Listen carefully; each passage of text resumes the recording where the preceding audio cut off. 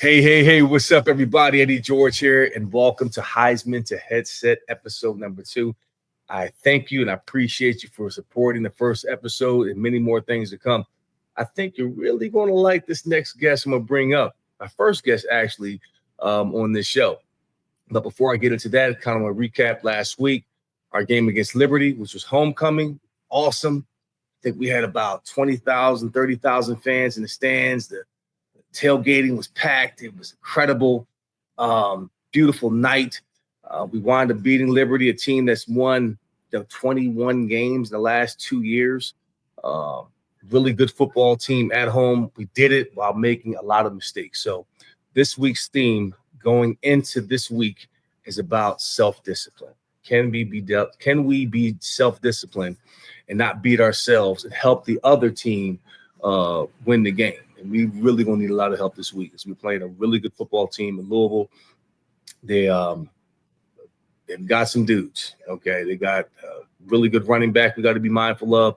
A really good defense is going to be a great challenge for our kids, but I think we're up for it for sure. Some standout moments from last week. Our kicker Jackson Cleather is on a tear to have a really phenomenal year. Yet again, he's kicked a 50-yard plus field goal. 3 for 3 or 2 for 3 or 2 for 2 last week in field goals, and he's just been phenomenal for us. So I'm really excited about the year that he's having. And the whole point of this podcast is, again, not to gossip, not that those things are not fun to talk about, but it's not about that. It's about self-development. It's about leadership. It's about faith. It's about growth. It's about vulnerability, and it's really about growing as a human being. So I sat down with my good friend, Hall of Famer, entrepreneur, Ray Lewis, who was a pain in my neck and literally a pain in my whole body throughout my playing career. But we're going to just talk about life, our playing days, talk about our leadership philosophies and who we are and where we're going as men. So check out this episode. Hope you enjoy it.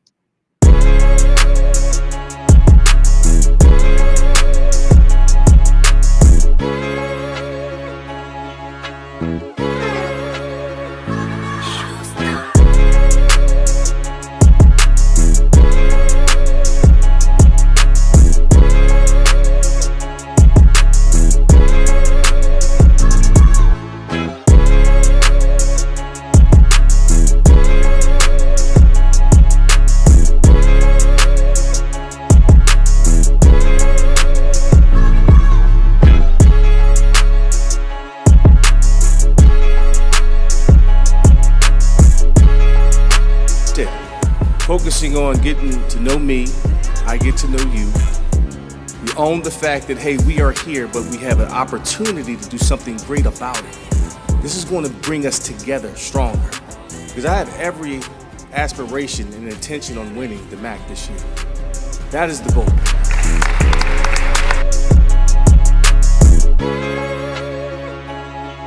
Heisman to headset. I love it. You like it? Love it. Okay, I like it. You like it? Yes, I like that. Heisman to headset. So everything in between that. So got it. You know what I mean? Which means you can range from anywhere. Exactly. So I can talk about my acting life. I'm gonna talk about my entrepreneurial life. I'm gonna talk about the football life. So it's various everything in between it, and you know we're gonna have a good time with it, man.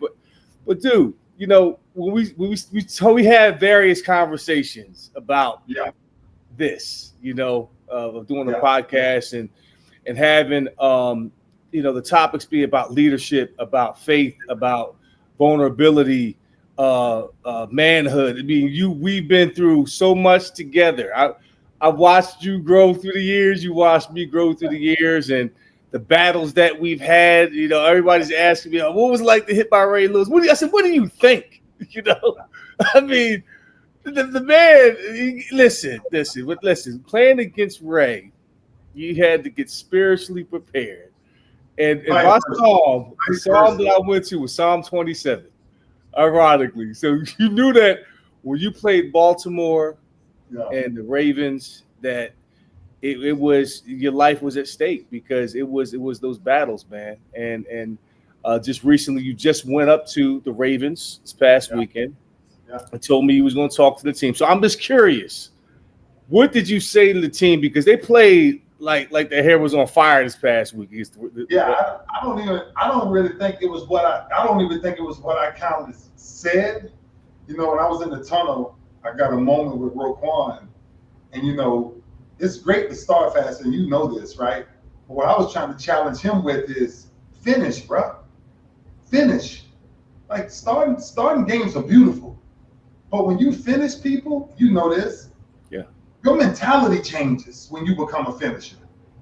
You know, like we got all of this talent and we got all of these free agents that we brought in there. How can you get them to play together? How can you get everybody to understand what the mission is, right? And so that was the whole thing, man. It was like me just being around and just coming in there, and then just so happened we walked in the tunnel, because I know this is going to age me and you just a little bit, but it's been 30 years, Eddie. 30 years, brother. since me and you got off that plane in LA for the Kodak All-American. 30 years. 30 years, man. So you know what? I'm glad you mentioned that, because there was something that hit, I think, TikTok or social media of that All-American team. I saw it. Classic. Dog. You talk about just the dudes that was on that. William Malloy, Zach Thomas, Terry Glenn, Orlando Pace, Jonathan Ogden. What? That was insane, man. That was insane, and that was the same night or the night before that we met for the first time at Dwayne Martin's house. Oh boy! And we had a good time that night. With all night, we got very competitive, and that started our rival right there. Oh man!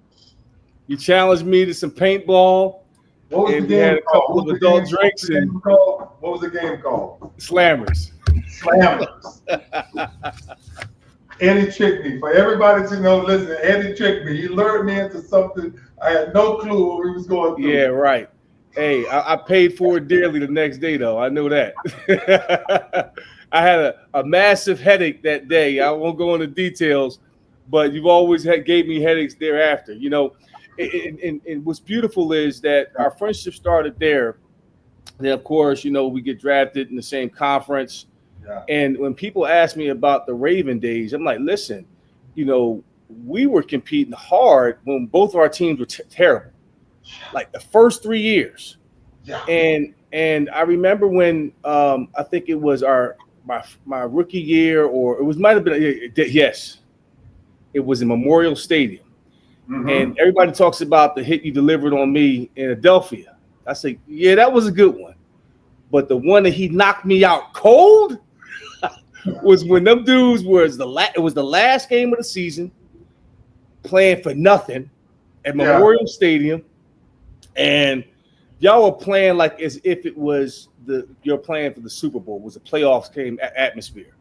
And I'll never forget, I said, that man's going to be a problem because he's got them playing at a high level when they have really nothing technically to play for.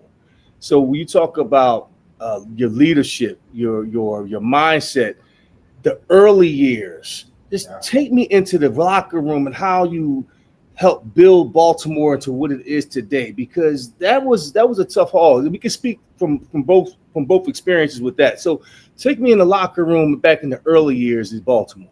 Yeah, you know what? I think, man, it was like it was two different cultures, right? Because you had the old Cleveland Brown mentality, right? The culture of, can we win? Is it possible to win? Am I fully in? Am I not? Right? And me coming from Miami, right? Peter coming from Florida State, Jamie coming from Virginia. So this crew of youngness, right, that came through those doors. And it's like, look, and the first thing I told Ozzy, I said, Oz, look, I respect what we're doing, but the culture has to change. Like the mentality has to change. Like it's one thing to just show up. It's another thing to prepare to show up. So Oz, what made Oz such a genius, he looked at me the day that they released Pepper, I never forget it, and he said to me, it's your locker room. Mm. Build your locker room. Mm. And all the pieces around this, build what you need to build. And I said, say no more. Mm. Say no more. And that's when that culture where they gave me the locker room, Ted Marchabroda, they didn't understand what I was trying to do. I'm saying, look, I understand you guys are going to coach us, but if you're going to make me the general, damn it, stop coaching us and unleash us. Mm. Right? Like, I have to get them to a certain mentality. Run into the ball every play. It's not an option. If you're playing on this defense, you're going to the football every freaking play. Right? It was something as simple as that. If I walked in the office and the meeting started at 9 and y'all walking in at 8:58, bro, we ain't winning like that. Right? You got to think. And we started 4-12, 6-10, 6-9-1, 8-8, right? Like we were on the brink of nothing, but I had enough guys that was willing to buy in, and an organization that said, this is the beginning of something. Yeah. And we drafted him for a reason. Trust him. And that organization trusted me, bro. And the moment that they did, I took that organization and I just said, yeah, I know how to lead these boys. I got to let's stick with that right there. You know, you talk about leadership, man, and that's one thing. That's a pillar that I believe in for building. You know what I'm building here at Bowling Green State, and what I've done at Tennessee State and Tennessee, and throughout my entire career. Yeah. And the question I have for you is leadership something that you're born with, or is it a choice, or something that you can develop? Okay, so this is so good, right? And this is why it's good. Every person in life has the ability to lead. Every person in life was given the ability to be a leader. But it takes a person who's willing to chase it to have a leadership spirit. Mm. And that leadership spirit is what challenges you to do better, be better, and see better. Yeah. So that when people see you, they want to follow you. Mm. Right? A lot of people who has a leader inside of them put down, I don't want to carry that. Mm. That's too much for me to carry. Everybody can't carry being a leader, but everybody has it inside of them. So that's why when sometimes people give up too early in life, you give up because you don't think you can lead because you fall into the tricks of being a follower. Right? And definitely in today's time is all about, you're famous if you got more followers. You're remembered in the Bible if you create more leaders. Wow. Yeah. You see, so it's like this thing that we're teaching follow. You don't teach follow. You create change agents to become a leader. Yes. And everybody see you. They must hunt just like your lions, bro. Lions don't raise cubs to be a follower. Lions raise cubs so one day get kicked out of the pride so you can go start your own thing. Mm. We were built the exact same way. The only difference was we was given dominion. Right? Now let me ask you this. Hey, Shug, let me ask you this. Yeah. Now, within your leadership role, did you have any challenges that you had to go through before you really knew who you were as a leader? How did you mature into that? What was it? Who poured into you? What was the event?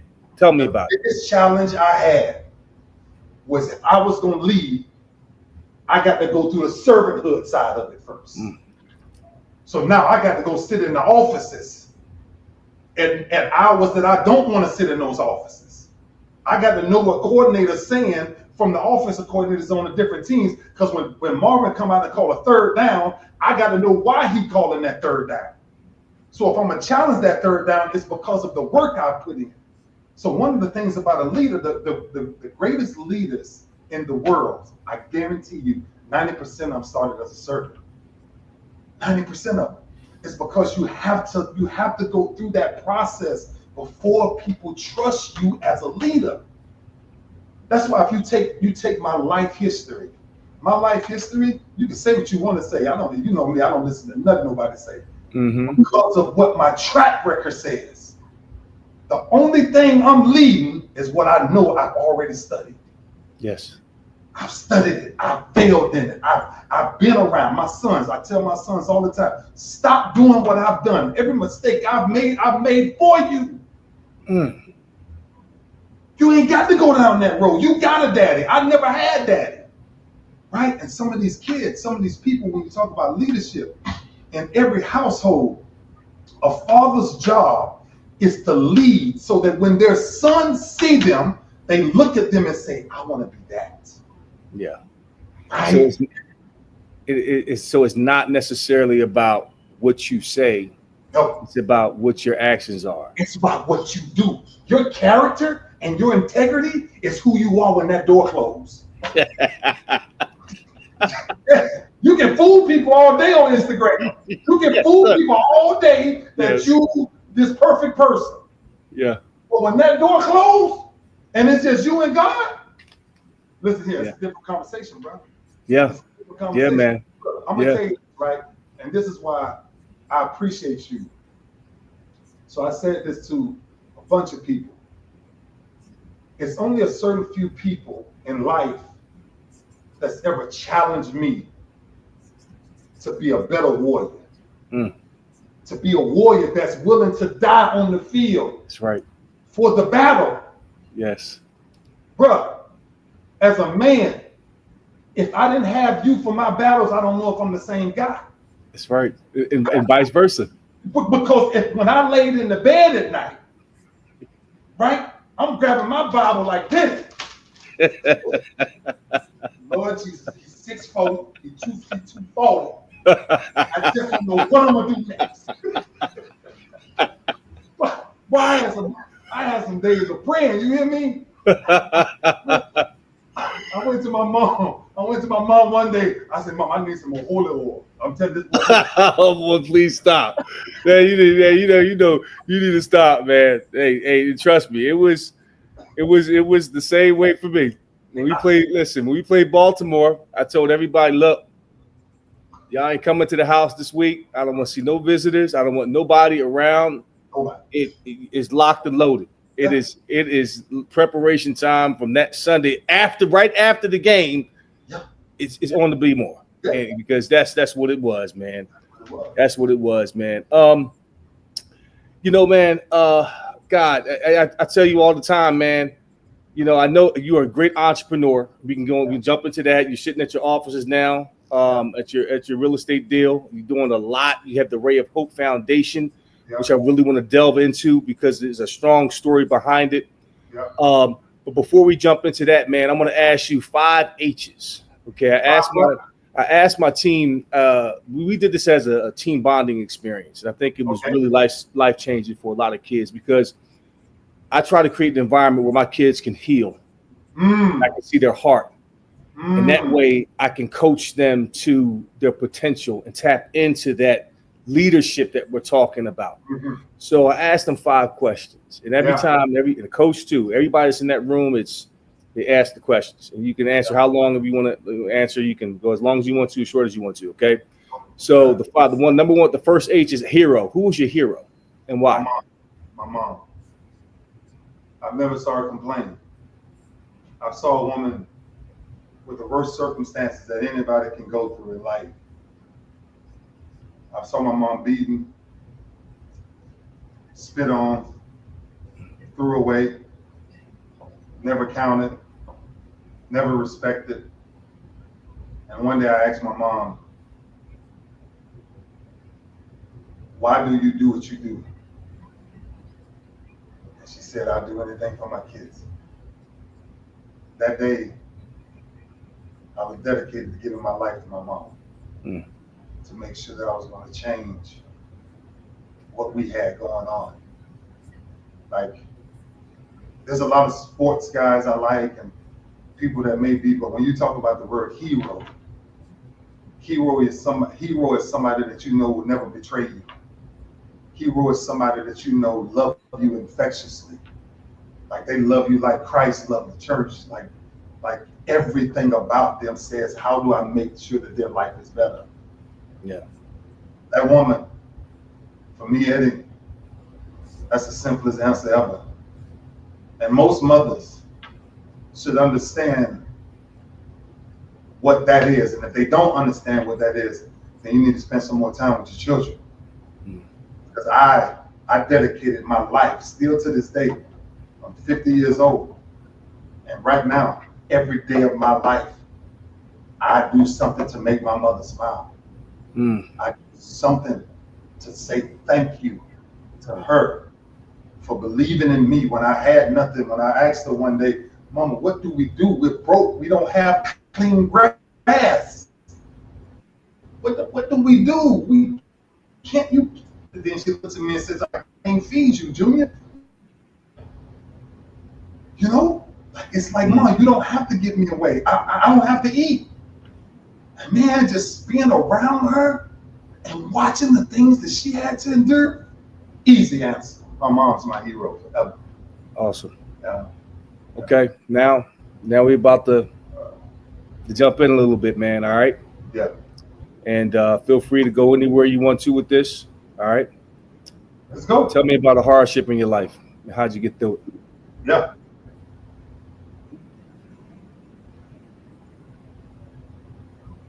You know, I truly believe this, right? I believe when you go through something, it's not how you get through it, it's how you manage it. Losing my son, you don't get over that. You don't wake up one day and say, life is great. You know, I'm good today. I'm great today. Because actually every day, the hardest thing to do is get up. You know, our chat sits at the top of my phone. And I'll never erase my son's book. I will never erase it. And he said something that a father needs to hear. He said, Dad, you're the greatest I've ever seen do it.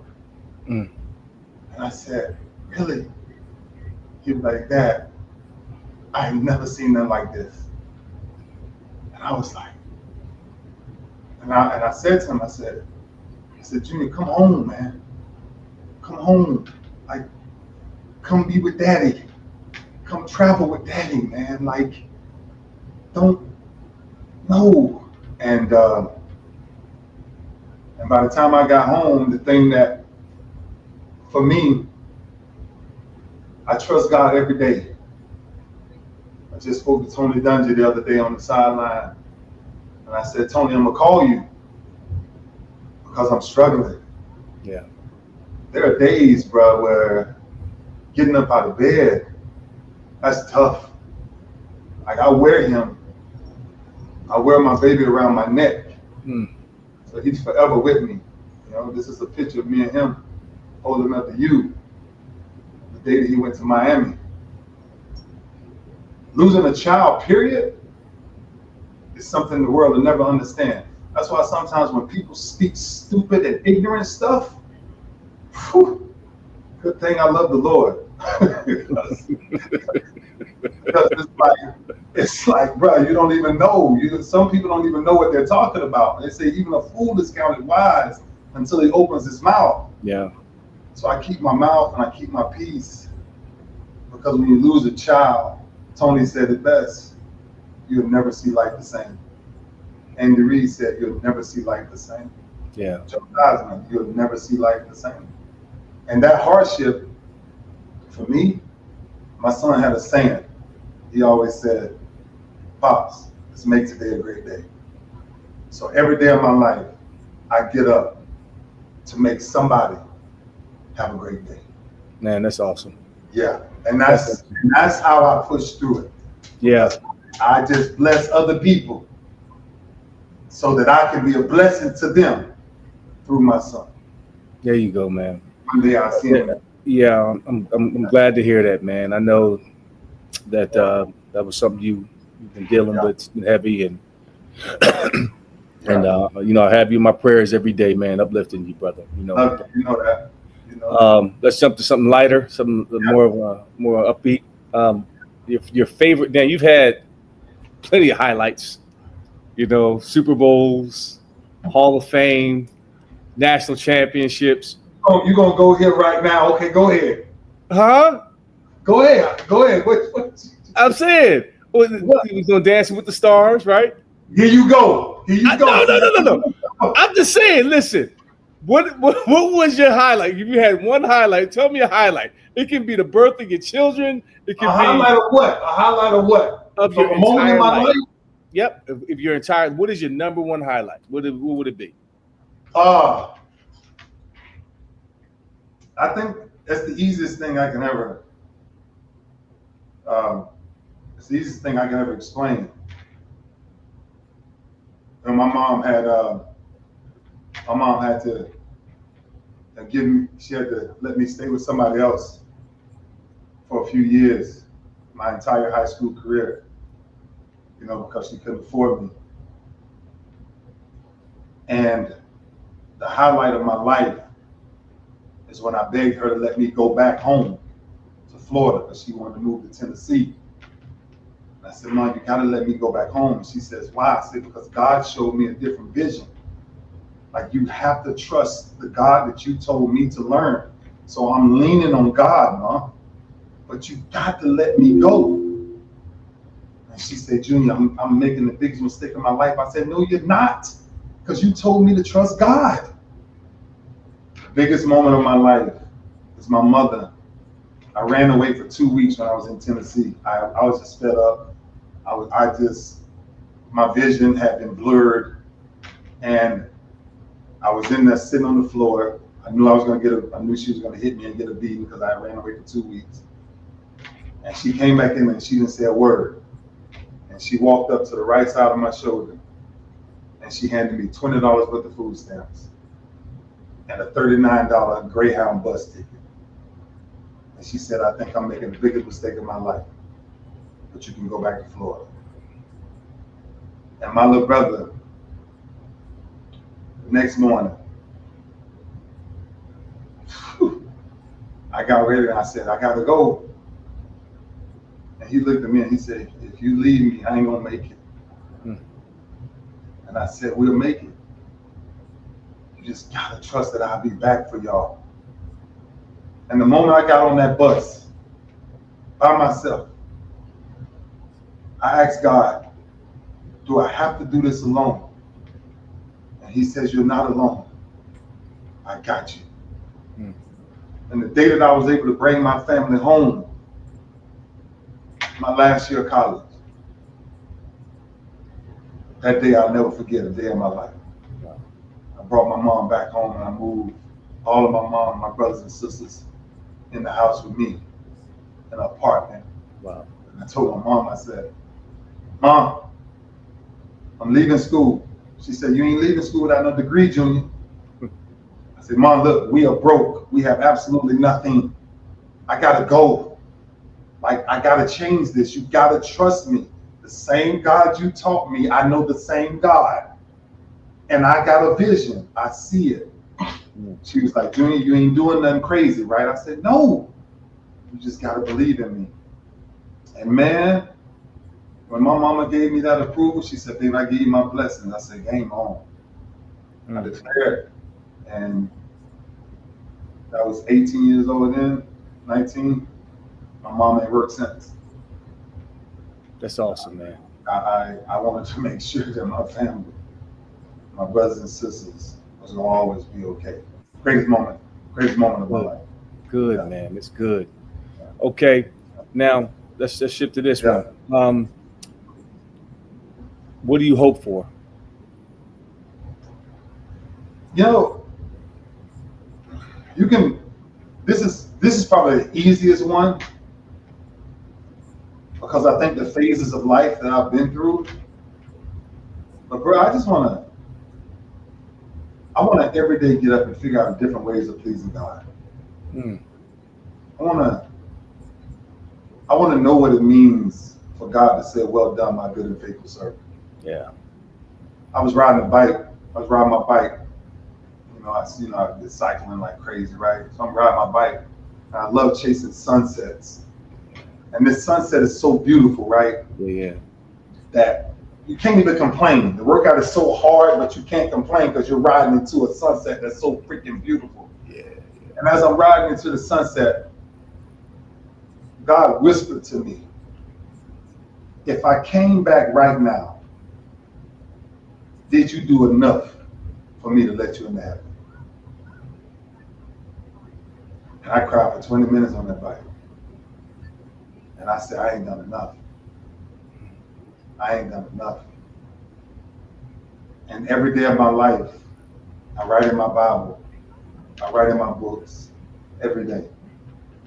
Help me find my purpose. What am I supposed to be doing for the kingdom? How do I supposed to help this world be a better place? He tells me to pray for my enemies. So anybody that speaks against me, I pray for them. I don't have no will ill against nobody. Well, I don't care. You hate me, I love you. It don't matter. I get up every day to one day, see my son, see my father, see my roommate, and sit down one day with them. Because this life is just a life that we pass through. The one I'm going to is eternal life. Yeah. So while I'm here, get everything I got for the kingdom. Yeah, I'm in my purpose now. Like, bruh, I travel the world to speak life into people.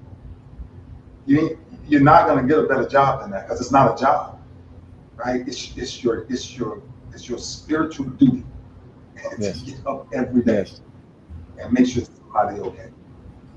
And that's me, bro. I found this niche, Eddie, that it's so good. I don't get up. I don't grab my phone in the morning. I put my phone on the opposite side, way away from my bed. Why? Because I don't need to know what the world is doing. I got to make sure I go to my Father and ask him, you woke me up this morning. What am I supposed to be doing? Yeah. Right? Lead me down that direction. And this is the beautiful part that I'm trying to tell you, Eddie. I'm so flawed.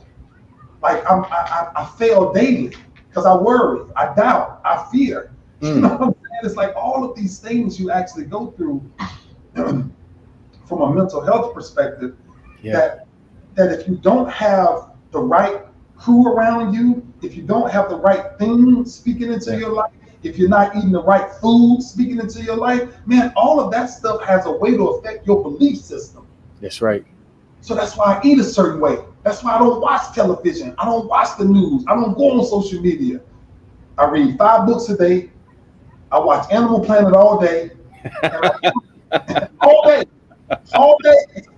And I train 5 out of 7 days a week. That's my life. You watch the Animal Planet. That's great. Every day. What's the Lions? Serengeti? Everything. Shark Week, everything. Everything. Because animals are the only species on Earth that actually do what God intended for them to do. So you're watching their behaviors. Yes, sir. You'll never see a lion wake up and go hang out with a pack of hyenas. It ain't happening, Eddie. You will never see an eagle flocking with a pigeon. That's right. Because if he's flocking with a pigeon, he's flying too low. That's right. That's right. That's right. You show me your crowd, I'll show you your future. That's right. You think of crocodiles, you think it's aggressive. But when wildebeest got to come across that water, they wait 6 months for that meal. That's right.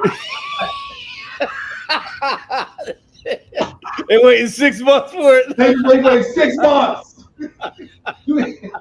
And boy, they know a feast is coming. Great migration. Oh my goodness. But that's and anybody in my life knows this, right? You walk in his house, there's a fact. There's nothing negative. There's no negative energies. Yeah. There's no television. There's no gossip. There's none of that, bro. Yeah. None of that. My son asked me the other day, he said, Dad, how do you keep such a peaceful spirit when the world is just in chaos? Because God says, I'll overcome the world. So I don't have to fight that battle no more. That's right. I stay in my lane, and I'm a warrior for Christ, bro. And that's what I get up every day to chase. All right, the final H and a couple more questions. I'm gonna let you go, man. Yeah. What do you find hilarious? Something hilarious. See, this is what I'm saying. Like, I know you may take this the wrong way, but that's what I'm saying. A zebra get caught slipping the wrong way? You think it's funny? Hilarious. A zebra. So Yeah, a zebra getting. You got to be. Your head in life must be on a swivel. But comedy, I'm just playing with that. Comedy is probably my all-time favorite. Mm-hmm. Right? And a lot of people don't know this one thing about me. You know this, but laughter is the key to my life. Like laughter, like every night.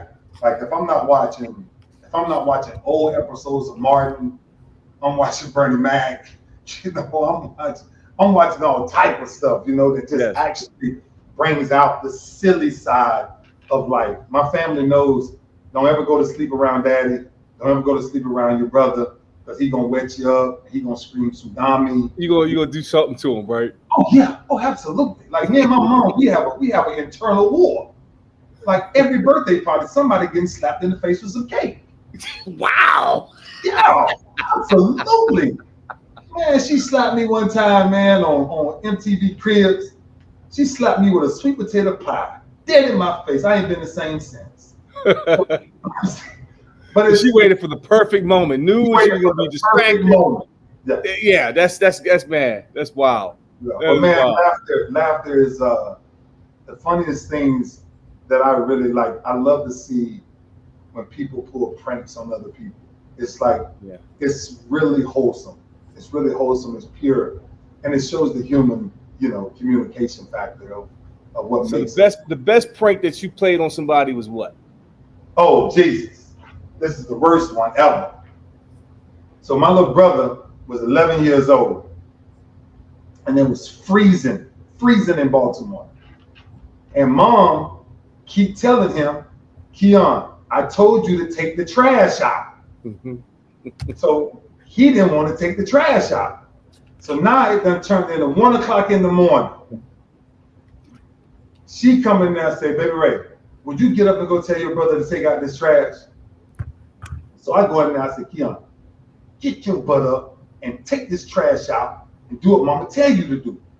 It's cold outside. I don't care. You waited too late. Get your behind and put this trash out back. He messed around, put on coats. He goes outside. Oh no. Eddie, I put on a bomber jacket and I pull a ski mask over. Oh no! In Baltimore. Hey, listen. and I got a cap going. Oh my God, Ray. Say, pop, pop, pop, right? So he has to go behind the house. So he goes behind the house. I run in front of the house and all the way around the house. And I come full speed. And I jump the gate. And I said, don't you move, don't you move. And I'm bumping the gun. Pop, pop, pop, pop, pop. And my little brother jumped up against that house. When I tell you, pissed on himself, everything. And he screamed so loud. And he came in the house, and my baby did not speak for a full day. He was in shock. He was so messed up, man. Oh man.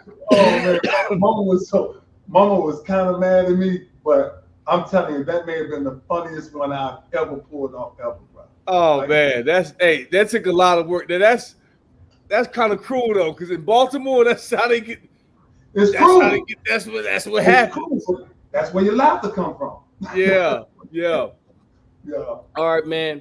So real quick, just tell me about your entrepreneurial ventures, man. Kind of going with the Ray of Hope is all about. your real estate company, everything, man. What you got going on right now with your life? Yeah, I'm sitting here in one of my offices now.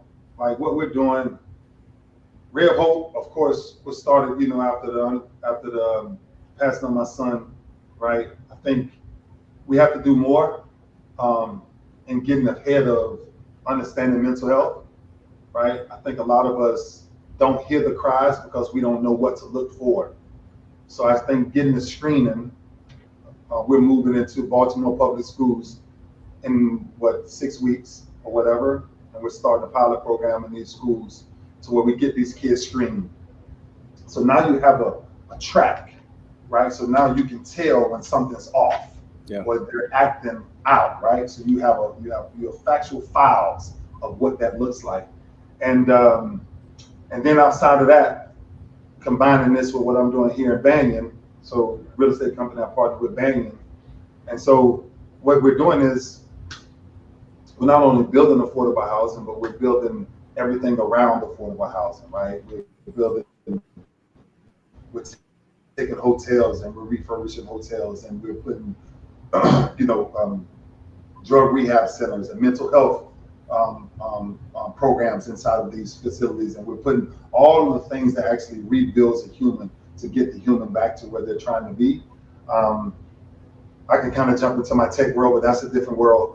I just love the real estate world. I love what I'm doing in the real estate world. I love what I'm doing here right now in Florida. What are we doing in Delray Beach? We have a huge announcement coming up.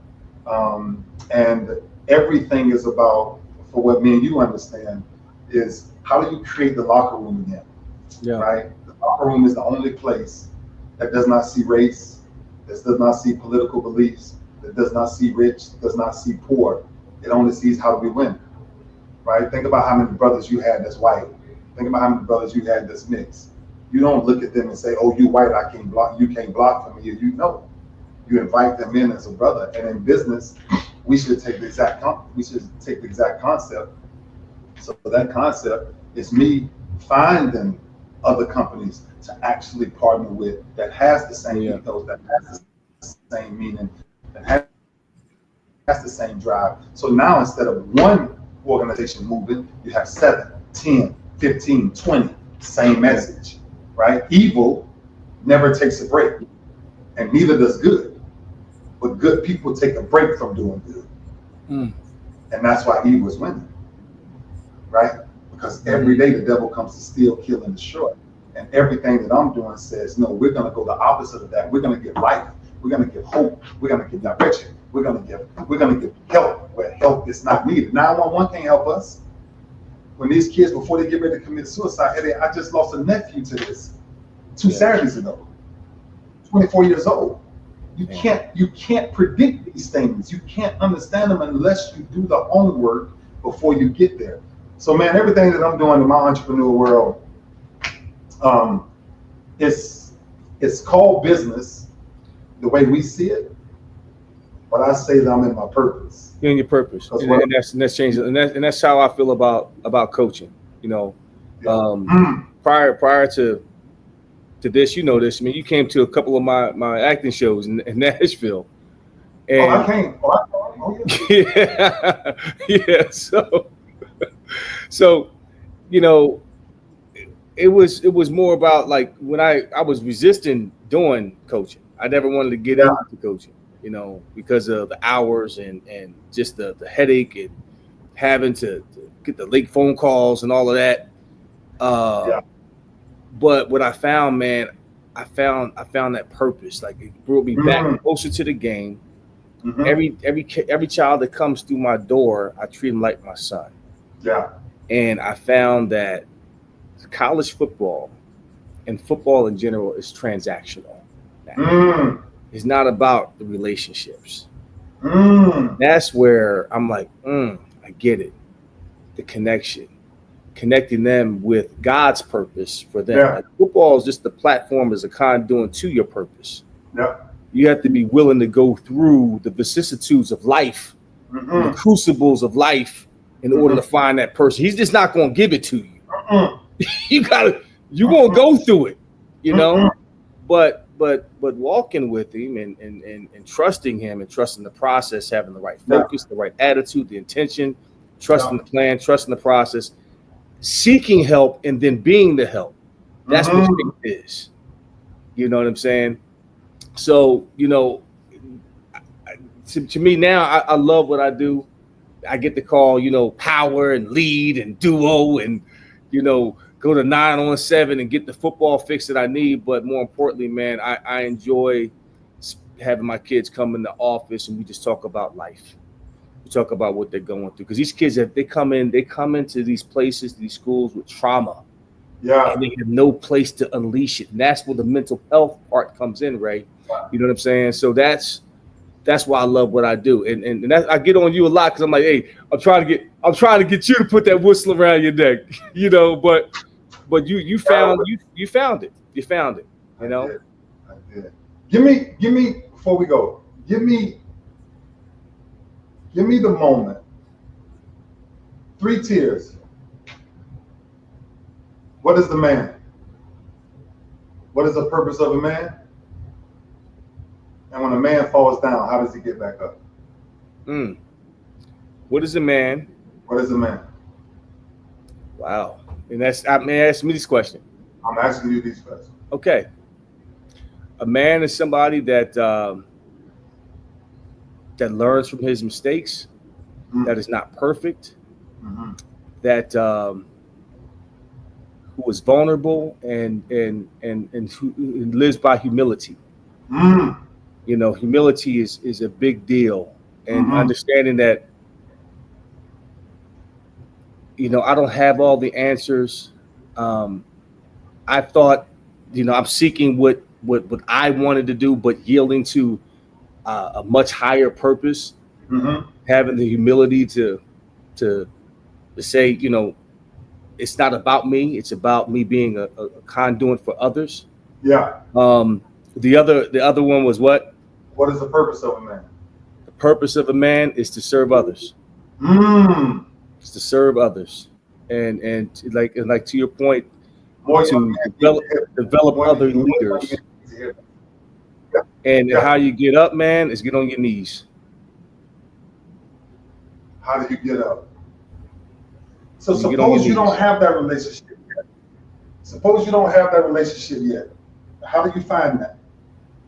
Because that's why we're giving up so quickly, right? Like the suicide rate is through the roof, right? Our kids are negotiating from the ages of 10 to 22 years old, 24 years old. They're committing suicide. 1 out of 4 kids have a suicide plan. 1 out of 6 actually pull it off. So how do we get them there? And the only reason I ask this, because I'm building something around this, right? I want those. You're gonna be in the book, of course, because I want kids to hear that a man is not a perfect being. No, right? Not at all. You're gonna go through these trials. You're gonna go through all of these things. And right? You know what, Ray? And again, brother, that's why every morning I talk about our pillars and that the faith, and understanding that we don't run from the adversity, we run towards it because it's going to teach you something. And it comes back to the portal and all this NIL and all, that's not what this is about. Yeah, because giving our kids an easy way out to run from something. Like you ran towards your vision. Yeah, you got on that bus not knowing what was going to happen, but you had the vision. You went through some stuff. Yeah, to get where you had to go. Yeah.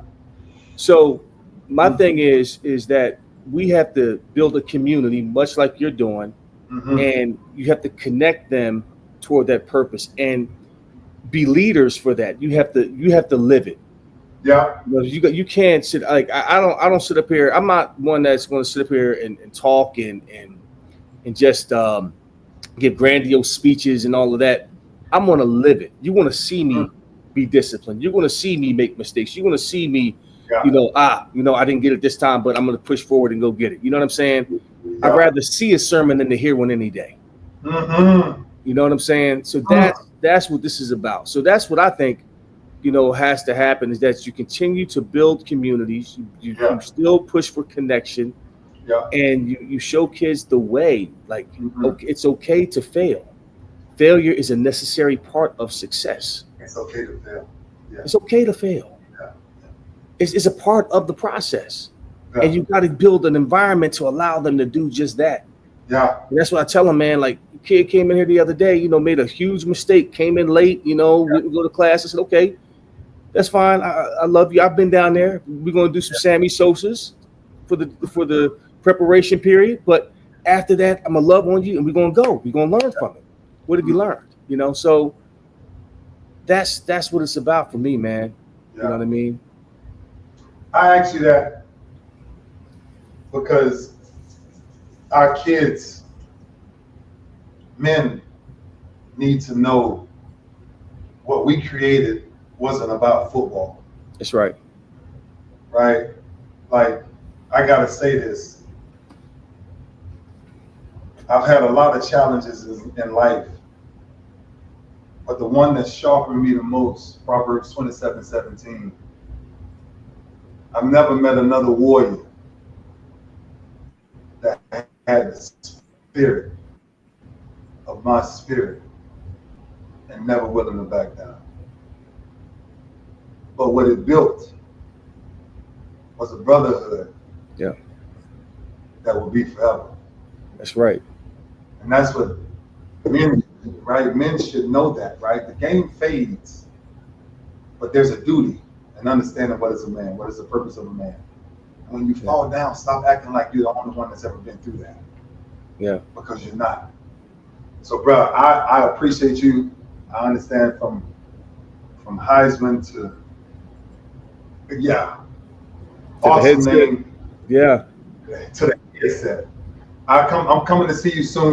Coming to hug on you, see those kids. Appreciate it, man. Yes, sir. Yeah. Thank you for taking the time, man. I know you're extremely busy, and you're welcome anytime, dog. Anytime, man. And I love our conversations, man. You know, we could go for another 2 hours talking about That's the problem. Because we didn't get into the juicy stuff, you know. I ain't gonna say nothing. I'm just let it go. Oh, you're talking about Hawaii and the Pro Bowl. I'm gonna let it go. And we had some great times, man. Oh, you know what? Matter of fact, before I let you go, man, you got to give me your Mount Rushmore of Miami Hurricanes. And there's a lot of y'all. No way. Yes, sir. You have to. You can't. Give me. There's so many of y'all. Come on. You got to give me that Mount Rushmore. Listen, Eddie, I'm telling you, you cannot. The eras was so dominant for so long. I would do so much injustice. I don't care how many names I name. It's the ones I left out. Yeah. So you're gonna get fried either way. I'm like, I said this earlier today. I had a speaking earlier today, and I said this earlier today. The UM man, it's called the college, but when you line up in that orange, man, it's a brotherhood. Woo. It's something deeper, man. Like it's something that you know around the world you're forever protected. And that's what hurricane like bring. That's why you know I ain't gonna let you get out of here. But that's why the first day, everybody don't know this, but I'm gonna tell the world. Eddie looked at me and told me I was too small in the butt. You don't talk to me like that, man. We just met. No. You started that. You opened your mouth. You said you was feeling real good. You said, you know what? I said, you know what? Hey man, you said something like, hey, I'll take your head off. I was like, what? I said, what? Look, I said, dog, I know you nice. I said, I know you nice, but hey, we bang up north, man. You see them shoulder pads we had on them? I said, we banging up north. That's what we do in the trenches, man. You know? and boy, did you remind me? I said, hey, I'm taking your head square off. I'm honored. Hey I'm man, I honored. love you, man. I love love you, you, man. I brother. love you. I love you to life, brother. I appreciate you, man. I Hey appreciate man, you. Quiet listen, kids. let's connect again, man. Like I Yeah, said, I'm up here. Love for you to come up to a game that's possible, man. And sure. shoot, I'll make let's it just keep happen. the thing going. I'll Yep. make it happen. All right, man. I Love you. appreciate you, man. Love you, brother. I love you, man. All right, boy. Be good, Cap.